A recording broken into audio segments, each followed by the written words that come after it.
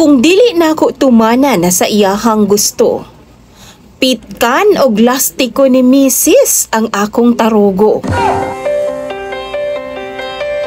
Maayong adlaw kanimo DJ Sam og sa imuhang mga suking tigpaminaw. Tawagan na lang ko sa pangalang Jay. 41 years old ako DJ Sam og usa ko ka ex-OFW. Dugay ko naminyo kay tungod lagi pag uli na ako, naminyo naman ang akong fiancé sa lain. Samtang na ako sa abroad, naapod siya'y kairing-iring nga lain dinhi sa Pilipinas. Si Beverly, DJ Sam, manghud ni sa ko ang kababata kaniadto. Buutan man ni sa una. Mao gani akong gipakaslan kay sayod kong hilumon kaayo ni ug daw di makabasag og pinggan. Nagpakasalming duha ni Beverly DJ Sam sa milabayng tuig lang. Tungod 22 years old pa siya, ako jud ang naga-adjust permi sa amua. Kay lagi, bata pa man siya DJ Sam. Wa pa mi anak ug wa pa sab siya gipalad nga mabuntis. Ug wa man pud mi magdali DJ Sam. Wa na ko mibalik pa sa abroad, human ako naminyo DJ Sam kay mas gipili na ako nga dinhi na lang sa ako sa amua. Tabang na lang po sa among gamay nga babuyan. DJ Sam, Disney princess ni, si Beverly sa daga pa. Tungod bunso man siya, tanan niyang gusto ginahatag jud sa iyang pamilya. Aware ko ana DJ Sam, kay giing na naman po daan na sa iyang ginikanan. 1 month after sa among kasal, nihangyo siya nako og iPhone 15.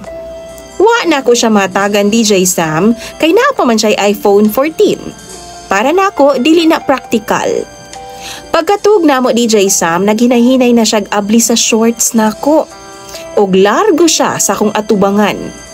Wa rapod ko kay abi nako magdula-dula rapod siya DJ Sam.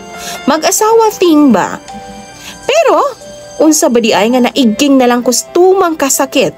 Dihang gipitkan og lastiko ni Beverly ang ulo-ulo jud sa akong tabadidoy.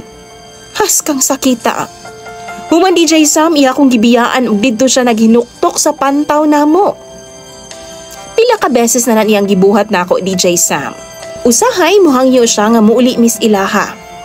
Kundi na ako mapagbigyan dayon DJ Sam, kamangon jud ko niyag pitkan ang akong atubangan.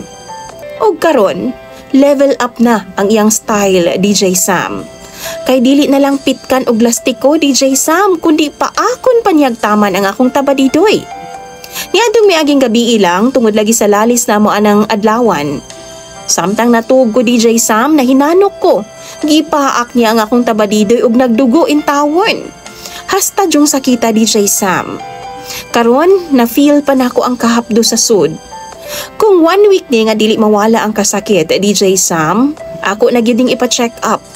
Pero DJ Sam, kining akong asawa, nahadlok naman noon kong makipagdug niya kay basin mo mata ko aning putol na ang akong binuhi.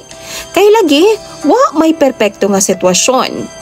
Naaman jud na ilalis DJ Sam ang mag-asawa. Mao nang unsa may akong buhaton niya.